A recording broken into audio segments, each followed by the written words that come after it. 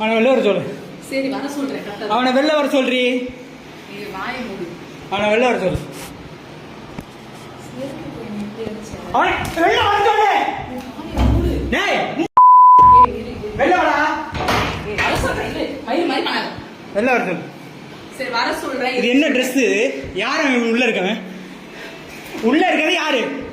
எதுக்கு மென்டல் மாதிரி பண்ற? உள்ள இருக்கவன வெளில வர சொல்லு. வர சொல்றேன். வாயை மூடு. வர சொல்லு. கத்திட்டு இருக்காத. இது நம்ம வீடு கிடையாது. எதுக்கு இப்ப நீ என்னை பத்து பட்டுன்னு அடிச்ச? வர சொல்லி அவனை வெளில. நான் அடிக்கிறேன் சொல்றேன். நீ வர சொல்லு. வாயை மூடு. நான் வர சொல்றேன். வாயை மூடு. அவனை வெளில வர சொல்லு. நான் வர சொல்றேன். வெளில வர சொல்லுன்னு. வெளில வர சொல்லு. லாஸ்ட் 3 டேஸா என்ன அவ்வளோ மிரட்டிட்டு இருக்காரு. மக்களே, எனக்கும் ராஜாக்கும் இனிமே எந்த சம்பந்தமும் இல்லை. என்னை எந்த விதத்திலையும் இவர் தொந்தரவு பண்ணக்கூடாது.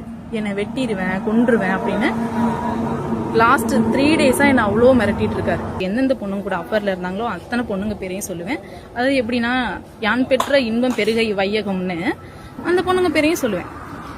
ராஜாவால இல்லைன்னு சொல்லவே முடியாது. நீங்க வெட்டிட்டீங்க, இதுக்கப்புறம் உங்களுக்கும் எனக்கும் சம்பந்தமே இல்லைன்னு சொல்லி நான் என் பிள்ளையோட தனியா வாழ்றேன். இதுக்கு மேல எங்களை தொந்தரவு பண்ணாதீங்க. இதுக்கு மேலேயும் என்ன டார்ச்சர் பண்ணா, அவர் யார் யார் வீட்டில் திருடினாருன்னு என்ன கொடுமைப்படுத்தின கேஸ் ஒரு நாளும், அவர் திருடின கேஸ் ஒரு நாளும் கோர்ட்ல நடந்துட்டு தான் இருக்கு. அதுக்கான எவிடன்ஸ் வேணும்னாலும் நான் உங்களுக்கு ப்ரூஃப் பண்றேன். அந்த பொண்ணு மட்டுமா ராஜா, நீங்க அடுத்தவன் பொண்டாட்டி எத்தனை பேர் கூட அஃபேர்ல இருந்திருக்கீங்க. நைட்டு எங்கேயாவது போயிடுவாரு, திருட போயிடுவாரு. ராஜா, நான் உங்களை பத்தி எந்த உண்மையுமே சோசியல் மீடியால சொல்லல, தெரியுங்களா? இவ்வளோ நடந்தும் நீங்க பண்ண ஒரு மிஸ்டேக் கூட நான் வெளில சொல்லாம இருக்கேன். பாத்தீங்களா, 2024 நீங்க ஒரு 10 ஒயின் ஷாப்புக்கு மேல உடைச்சு திருடி அதுல 4 கேஸ் தான் வாங்கினீங்க. அவ்வளோ பக்காவா நீங்க பிளான் போட்டு திருடுறாள். எத்தனை பொண்ணுங்க வீட்டுல செயின் ஸ்னாப்சிங் பண்ண போயிட்டு எத்தனை பேரை அடிச்சு துன்புறுத்திருக்கீங்க, எத்தனை பொண்ணுங்களை காயப்படுத்திருக்கீங்க. நம்ம ஊர் பக்கத்துலயே 3 இன்சிடென்ட் எனக்கு தெரியும். இதுக்கு மேல இந்த லைஃப்ல நமக்கு நிம்மதி கிடையாது அப்படின்னு தெரிஞ்சுக்கிட்டு அதுக்கப்புறம் தான் நான் வேலைக்கு போனேன். நீங்க என்ன ட்ரிகர் பண்ணி என் வாயிலிருந்து எல்லா உண்மையை வர வைக்கிறீங்க. நீங்க அஃபர்ல இருந்தீங்கல்ல, அந்த பொண்ணுக்கு நியூடு போட்டோ, எப்படி சொல்றது, பிரைவேட் பார்ட்லாம் நியூடா போட்டோலாம் எடுத்து அனுப்புனீங்களே, என்கிட்ட மாட்டினீங்களே. நம்ம இடையாத்தி பாலத்துல ராமநாதன் ஒரு அண்ணன் இருக்காங்கல்ல, அந்த அண்ணன் தான் பஞ்சாயத்து பண்ணி நம்மளை சேர்த்து வச்சாங்க, தெரியுங்களா ராஜா? அந்த பொண்ணு இப்ப புள்ள குட்டின்னு வாழுது. அந்த பொண்ணோட புருஷன் போன் பண்ணி என்கிட்ட கேட்கல, உங்க போனுக்கு போன் பண்ணி கேட்டப்போ நான் என்ன சொன்னேன், இது என்னோட நம்பரு, நான் தான் அந்த பொண்ணோட ஃப்ரெண்டு தான், நான் தான் அந்த பொண்ணை பேசிட்டு இருக்கேன் அப்படின்னு. எப்படி நீங்க அஃபர்ல இருந்தீங்களா, அந்த பொண்ணை என்னோட ஃப்ரெண்டுன்னு சொல்லி உங்க 2 பேரையும் காப்பாத்தி விட்டேன்.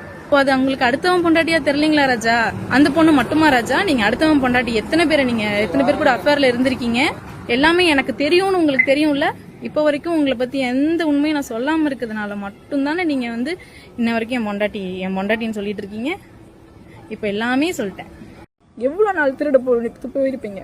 எத்தனை நாள் பணம் அனுப்பாம திருப்பூர்ல போய் ஒரு 6 மாசத்துக்கிட்ட பணம் அனுப்பாம உட்காந்துருந்தீங்களே, நைட்டு ஃபுல்லா போன் ஸ்விட்ச் ஆஃப் ஆயிடும். இதெல்லாம் யார் சொல்லுவா சொல்லுங்க? 2024 ஜெயிலுக்கு போனா அதுல இருந்து தான் என் பொண்டாட்டிக்கு என்னை பிடிக்கலன்னு சொல்லுங்க. சும்மா ஜோஸ்ன்னு சொல்லாதீங்க. ஏன்னா உங்க மேல அலிகேஷன் வைக்கிறதுக்கு என்கிட்ட 1000 காரணம் இருக்கு. எல்லாரோட ப்ரூஃபையும் நான் எல்லாரோட நேமையும் இழுத்து விடுவேன். ராஜா, நீங்க என்னை கல்யாணம் பண்ணதுலேருந்து எனக்கும் என் பிள்ளைக்கும் ஒண்ணு செலவு பண்ணது கிடையாது. என்னோட 10 பவுன் நகையும் இங்க பாருங்க, கழுத்துல தாலி கூட இல்லை. என்னோட தாலி முதற்கொண்டு அடகுல இருக்கு ராஜா. நீங்க ஜெயில வெளில 40 நாள் கையெழுத்து போட்டீங்க. சோ அந்த கையெழுத்து போற டைம்ல சோறு கூட வழி இல்லைன்னு தாலியை முதற்கொண்டு அடகு வச்சேன். கொள்ளக்காட்டுல தான் அடகுல இருக்கு, இன்னும் திருப்பல. நம்ம உண்மையா உங்ககிட்ட படுத்த பாவத்துக்கு அந்த பொண்ணுங்களோட பேரும் வெளில வரும். என்ன நடந்தாலும் பரவாயில்ல. நீங்க ஜெயிலுக்கு போனப்போ உங்களை ஒரு 2.5 லட்ச ரூபா கிட்ட நான் செலவு பண்ணி வெளியில எடுத்திருக்கேன். என்னோட 10 பவுன் நகையும் அடகு வச்சிருக்கோம், வறுமையின் காரணமா அடகு வச்சிருக்கோம். அந்த 1 கிராம் கூட நீங்க திருப்பி தரல, அதை வித்திருக்கேன். இது எல்லாத்தையுமே என் பொண்டாட்டி தான் எனக்கு சம்பாரிச்சு போட்டு பாத்துக்கிட்டா. அதனாலதான் என் பொண்டாட்டி எனக்கு ரொம்ப பிடிக்கும். ஆனா அப்படி பாத்துக்கிட்ட பொண்டாட்டியவே நான் சந்தேகப்பட்டு அடிச்சேன். அதனால அவன் என்னை வெறுத்துட்டான்னு சொல்லுங்க. என்னைய அடிச்சு காலை உடைச்சாங்க. அதுக்கப்புறம் காட்டுக்குள்ள கூட்டு போய் வச்சு அடிச்சாங்க.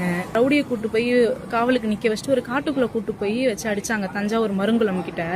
அன்னைக்கு நைட்டு வீட்டுக்கு ராஜா கூட தான் நான் தூங்கிட்டு இருந்தேன். ஓகேங்களா? அடுத்த நாள் சம்பந்தமே இல்லாம மொட்டை அடிச்சாங்க. என்னை மொட்டை அடிச்சாங்க அப்படிங்கறதெல்லாம் நான் ஒரு வார்த்தையால சொல்லிட்டேன். ஆனா என்னை ரொம்ப ரோட்ல போட்டு எல்லாரும் பாக்குற மாதிரி ரொம்ப ரொம்ப கொடுமைப்படுத்தினாங்க.